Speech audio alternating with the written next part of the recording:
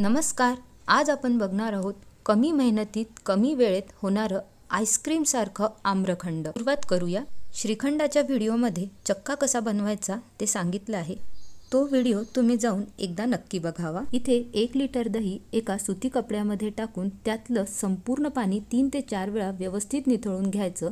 नंतर कपड्याला गाठ बांधून हे दही एका भांड्यावर चाळणी ठेवून त्यावर कुठलीही जाड वस्तू ठेवून 3 तास असंच ठेवायचं। चक्का जर विकत आणणार असाल तर किती आंबट आहे ते चेक करून घ्यायचे। तास झालेले आहेत आणि पाणी संपूर्ण निथळून चक्का आपला तयार आहे। चक्का जर लगेच वापरणार नसाल तर त्याला फ्रीज मध्ये ठेवायचं, नाही तर तो चवीला आंबट लागतो। आता आपण चक्का इथे लगेच वापरणार आहोत, त्यामुळे याला 2 ते 3 मिनिटं एकाच डायरेक्शननी व्यवस्थित फेटून घ्यायचं, जोपर्यंत हा मऊ होत नाही, सॉफ्ट होत नाही तोपर्यंत। चक्का आता व्यवस्थित सॉफ्ट झालेला आहे। आता आंब्याची प्युरी बघूया।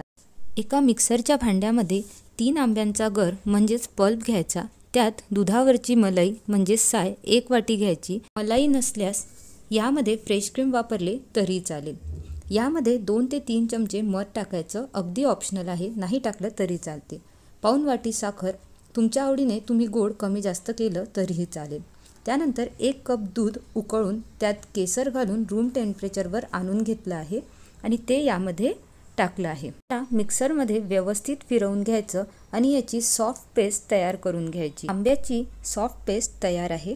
आता हे मिश्रण मगाशी फेटलेल्या चक्क्यामध्ये टाकून घ्यायचं आणि याला चमच्याच्या साहाय्याने व्यवस्थित असं मिक्स करून घ्यायचं। आंबे जर खूप गोड असतील तर तुम्ही साखर कमी प्रमाणात टाकली तरी सुद्धा चालते, पण थोडीशी साखर ही चव ॲडजस्ट करण्यापुरतं नक्की टाकावी।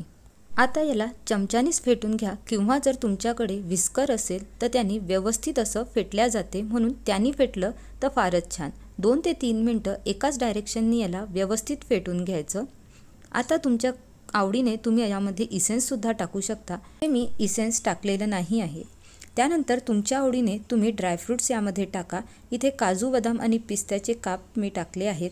तुम्हाला नसेल टाकायचे तर तुम्ही स्किप केलं तरीही चालेल।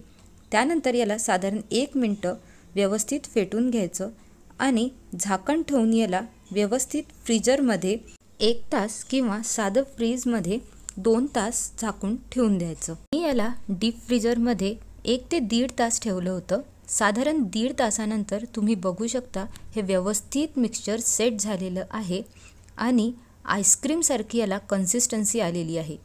तुमच्याकडे आईस्क्रीम स्कूप असेल तर तुम्ही त्याने सुद्धा घेऊ शकता, किंवा चमच्याने सुद्धा बघा आईस्क्रीमसारखं याचं टेक्स्चर आलेलं आहे। त्यामुळे तुम्ही एकदा याला नक्की ट्राय करा। हवं तितकं तुम्ही याला वाटीमध्ये काढून घ्या आणि नंतर याला फ्रीजमध्येच ठेवा, जेणेकरून याला पाणी सुटणार नाही। फ्रीजरमध्ये ठेवल्यामुळे थोडं याला पाणी सुटू शकतं, ही काळजी नक्की घ्यावी। वरून तुम्ही टुटी फुटी सुद्धा टाकू शकता, किंवा मी याला ड्रायफ्रुट्सनेच सजवलं आहे। तयार आहे आईस्क्रीम आम्रखंड, अगदी मलाईदार आणि चविष्ट। तुम्ही सुद्धा ही रेसिपी नक्की ट्राय करा। व्हिडिओ आवडला तर लाईक, शेअर आणि सबस्क्राईब नक्की करा।